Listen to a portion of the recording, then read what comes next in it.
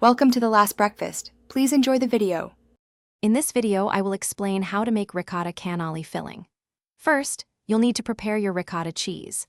Place about 2 pounds of whole milk ricotta into a fine mesh sieve lined with cheesecloth. Let it drain in the refrigerator for at least 4 hours, or ideally overnight, to remove excess moisture. This crucial step prevents your filling from becoming watery, ensuring a perfectly creamy and rich texture for your delicious cannoli. After draining, transfer your firm ricotta to a large mixing bowl. You'll notice it's much thicker now, which is exactly what we want. Next, we'll add the sweeteners and flavorings.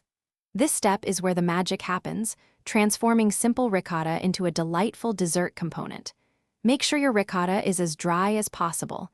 This is the secret to a truly authentic cannoli filling that holds its shape beautifully. Now, let's add the sweetness. To your drained ricotta, incorporate about 1 1/2 cups of powdered sugar.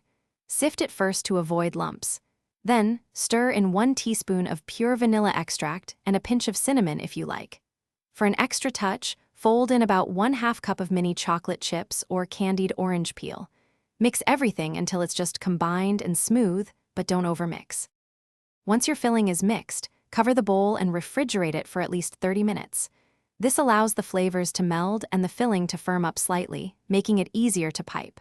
When you're ready to serve, pipe the filling into your crispy cannoli shells. Garnish with a dusting of powdered sugar or a cherry. For other great deals, including that car air freshener, check the description below. Enjoy your homemade, delicious cannoli. Thanks for watching. If this was helpful, leave a like and consider subscribing. See you next time.